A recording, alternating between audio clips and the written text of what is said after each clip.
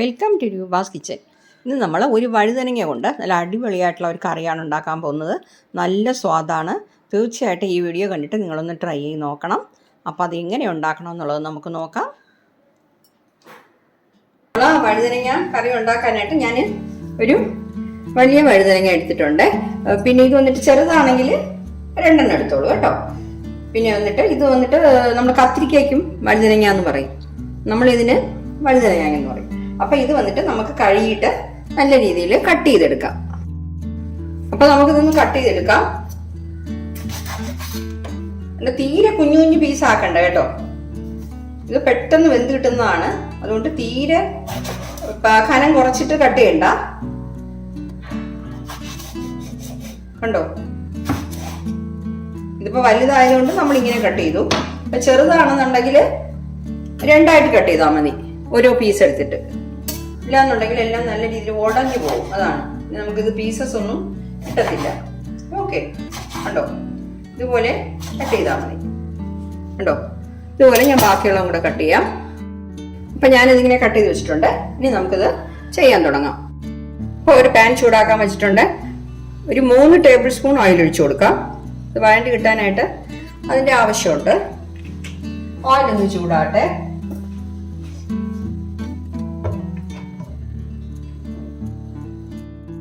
അപ്പൊ നമുക്കിത് 1 ടീസ്പൂൺ കടുക് ഇട്ട് കൊടുക്കാം.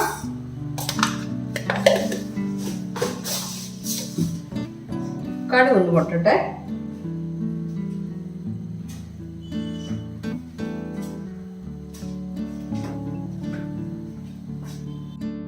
ഇനി ഇതില് ഒരു 1/2 ടീസ്പൂൺ ഉലുവ ഇട്ട് കൊടുക്കാം. ഉലുവ കേട്ടോ, അത് ഇട്ട് കൊടുത്തു.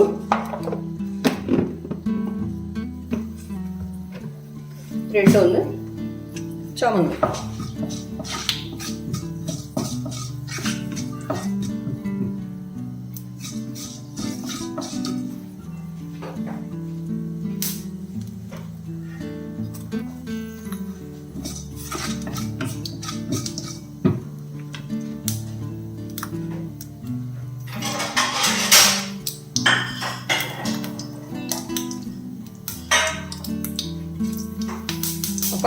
പൊട്ടി തുടങ്ങി. ഇനിയിപ്പോ നമുക്ക് ഒരു 15 ചെറിയ ഉള്ളി ഞാൻ ഇതുപോലെ കട്ട് ചെയ്ത് വെച്ചിരിക്കുകയാണേ, അതിട്ട് കൊടുക്കാം.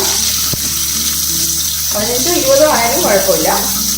പിന്നെ വന്നിട്ട് ഇതിന് പകരം ചെറിയ ഉള്ളി ഇല്ലാന്നുണ്ടെങ്കിൽ സവാളയും ചേർക്കാം കേട്ടോ. പക്ഷെ സവാളയെക്കാളും ഇതാണ് ടേസ്റ്റ്. ഇതുപോലത്തെ കറികൾക്കൊക്കെ ഈ ചെറിയ ഉള്ളി ചേർക്കുന്നതാണ് ഒരു ടേസ്റ്റ് കിട്ടുന്നത്. ഓക്കെ,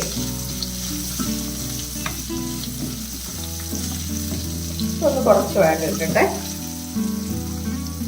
ഇപ്പൊ ഇതിന്റെ കൂടെ ഞാൻ 5-6 അല്ലി വെളുത്തുള്ളി അരിഞ്ഞു വെച്ചിട്ടുണ്ട്. കണ്ടോ, ഇതുപോലെ കറി വെച്ചിട്ടുണ്ട്. അതും കൂടെ ഇട്ട് കൊടുക്കാം.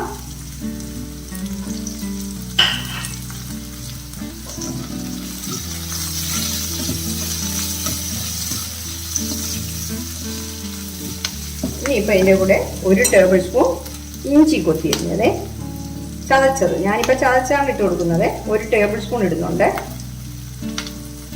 കണ്ടോ, അതും കൂടി ഇട്ട് കൊടുക്കുന്നു. അപ്പൊ നമ്മുടെ ചുവന്ന ഉള്ളി നല്ലതായിട്ടൊന്ന് വഴറ്റിയെടുക്കണം.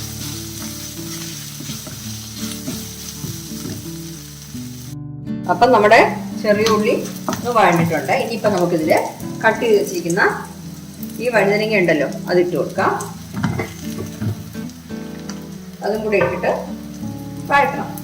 നിങ്ങൾക്ക് ഓയിൽ കുറച്ചുകൂടെ വേണമെന്ന് തോന്നുകയാണെങ്കിൽ കുറച്ചുകൂടെ ചേർത്തോളാം കേട്ടോ.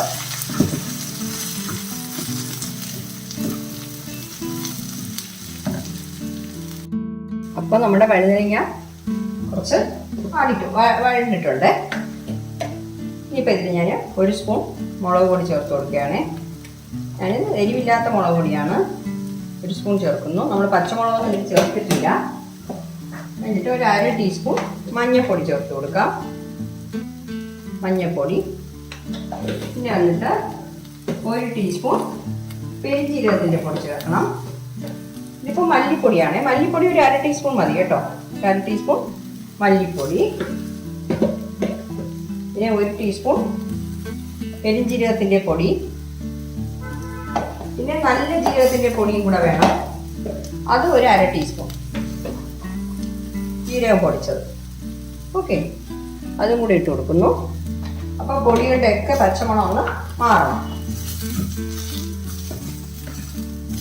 നമ്മുടെ ചെറിയ പൊടി നമ്മൾ ഇട്ടിട്ടുണ്ടല്ലോ, അത് കരിഞ്ഞു പോവാതെയും നോക്കണം കേട്ടോ നമ്മളിത് വഴട്ടാൻ നേരത്ത്.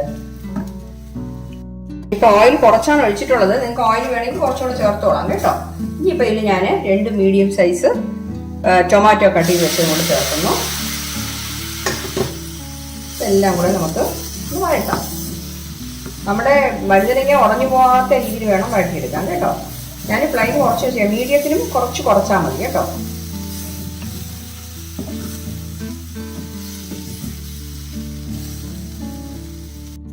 അപ്പം നമ്മുടെ ടൊമാറ്റോയും നല്ല രീതിയിൽ വാടി കിട്ടിയിട്ട് ആ അരപ്പിൻ്റെ പൊടികളുടെ കൂടെയൊക്കെ ചേർന്നിട്ടുണ്ട്. ഇനിയിപ്പോൾ നമ്മൾ ചെയ്യാനുള്ളതെന്ന് വെച്ചാൽ ഞാൻ ഒരു നെല്ലിക്ക വലിപ്പത്തിലുള്ള പുളി എടുത്തിട്ട് അത് വെള്ളത്തിൽ കലക്കി വെച്ചിരിക്കുകയാണ്. കണ്ടോ, പുളിവെള്ളം. ഇതൊന്ന് ഒഴിച്ചു കൊടുക്കാം. പുളി വേണോ നോക്കിയിട്ട് വീണ്ടും വേണമെങ്കിൽ ചേർത്തോളാം കേട്ടോ.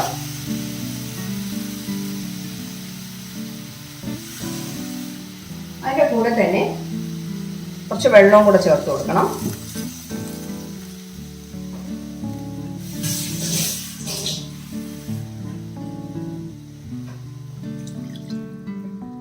കാരണം എന്തെന്ന് വെച്ചാൽ നല്ല രീതിയിൽ തിളയ്ക്കണം. തിളച്ച് കഴിഞ്ഞാൽ തിളയ്ക്കുമ്പോൾ ഈ കറി കുറച്ച് കുറുകി കിട്ടും. അങ്ങനെ ഇരുന്നാൽ തീരെ ഇങ്ങനെ ലൂസായിട്ടിരിക്കേണ്ട കറിയല്ല, കുറച്ച് കുറുകി നമ്മൾ എടുക്കേണ്ടതാണ്. അതാണ് ഈ കറിയുടെ ടേസ്റ്റ്. അപ്പം നമ്മൾ ഉപ്പും കൂടെ ചേർത്ത് കൊടുക്കാം. ഒരുപാട് ഇൻഗ്രീഡിയൻസ് ഒന്നും നമുക്ക് ആവശ്യമില്ല അതിന്. ഉപ്പ് പുളിയൊക്കെ നിങ്ങളുടെ ടേസ്റ്റിനനുസരിച്ച് ചേർത്തോണം കേട്ടോ.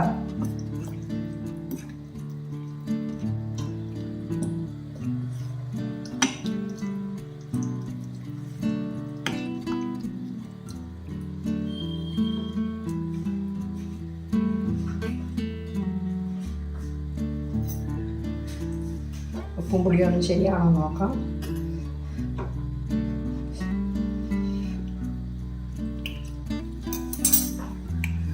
ഉപ്പ് കുറച്ചുകൂടെ വേണം, പുളിയൊക്കെ മതി.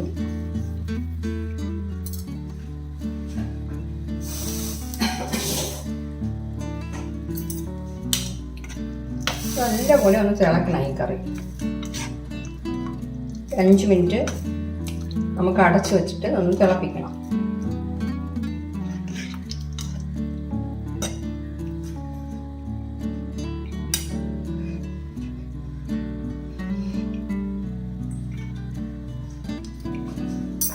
പൂമ്പുളിയൊക്കെ കറക്റ്റായി കേട്ടോ. ഇത് നമുക്ക് കുറച്ച് കറിവേപ്പിലയും കൂടെ ഇട്ട് കൊടുക്കാം. ഇട്ട് കൊടുത്തിട്ട് ഇത് മൂടി വെച്ചിട്ട് ഒരു 5 മിനിറ്റ് മീഡിയത്തിന് കുറച്ച് താഴെ, ലോയിൽ വെക്കേണ്ട, മീഡിയത്തിന് കുറച്ച് താഴെ ആയിട്ടുള്ള പിന്നെ ഫ്ലെയിമിൽ വെച്ചിട്ട് ഒന്ന് റെഡിയാക്കി എടുക്കണം. ഓക്കെ, അപ്പം നമുക്ക് തുറന്നു നോക്കാം. ഒരു 6-7 മിനിറ്റ് ആയിട്ടുണ്ട്. നല്ല രീതിയിൽ നമ്മുടെ വഴുതനങ്ങയൊക്കെ വെന്തിട്ട് അതിനെ ഒഴിച്ച ഓയിലൊക്കെ തെളിഞ്ഞു വന്നിട്ടുണ്ട് കേട്ടോ. കുറുകിയിരിക്കുന്നുണ്ടോ? ഇത്രയും കുറുകിയിരിക്കണം, അതാണ് ഈ കറിക്ക് ടേസ്റ്റ്. അപ്പം ഞാൻ ഇനി അവസാനം ഇതിന് ചേർക്കാൻ പോകുന്നത് 1 ടേബിൾ സ്പൂൺ ശർക്കരയാണ്, അതായത് ശർക്കര പൊടിച്ചത്. ഓക്കെ, അതും കൂടി ചേർക്കുമ്പോഴേ ഈ കറിക്ക് നല്ലൊരു ടേസ്റ്റ് കിട്ടത്തുള്ളൂ. അതിലുള്ള പുളിയും എരിവും ഒക്കെ ബാലൻസ് ചെയ്യാൻ വേണ്ടിയിട്ടാണ് നമ്മൾ ഈ ശർക്കര ചേർക്കുന്നത്. കണ്ടോ, നമ്മുടെ വഴുതന ഒന്നും പിന്നെ കുഴഞ്ഞു പോയിട്ടില്ല, തീരെ വെന്തുടഞ്ഞു പോയിട്ടില്ല, എല്ലാം കറക്റ്റായിട്ട് കിട്ടിയിട്ടുണ്ട്. അപ്പോൾ ഈ മധുരവും കൂടെ ചേർക്കുമ്പോൾ ഈ കറിക്ക് പ്രത്യേക ടേസ്റ്റാണ്. ഇത് നമുക്ക് ചോറിന് മാത്രമല്ല, പിന്നെ ചപ്പാത്തിക്ക് അങ്ങനെയുള്ള കാര്യത്തിനൊക്കെ കൂടെ വെച്ച് കഴിക്കാവുന്നതാണ്. ഓക്കെ, അപ്പോൾ എല്ലാവരും ഇതൊന്ന് ട്രൈ ചെയ്ത് നോക്കണം. അപ്പം ഞാൻ ഫ്ലെയിം ഓഫ് ചെയ്യാൻ പോകുന്നേ. അപ്പോൾ ഇതുപോലെ ഒരു വഴുതനങ്ങ കറി എല്ലാവരും ഒന്ന് ഉണ്ടാക്കി നോക്കണം. നല്ല ടേസ്റ്റാണ്. ചോറിന് വേറെ കറി ഒന്നും വേണ്ട, ഈ ഒരു കറി വെച്ച് കഴിക്കാം. ഇല്ലാന്നുണ്ടെങ്കിൽ ഒരു പപ്പടം ഉണ്ടെങ്കിൽ അതും കൂടി വളരെ നല്ലതാണ്. ഓക്കെ, അപ്പോൾ എല്ലാം ട്രൈ നോക്കിയിട്ട് നിങ്ങളുടെ ഫീഡ്ബാക്ക് ഒന്ന് അറിയിക്കണേ. Okay, thank you.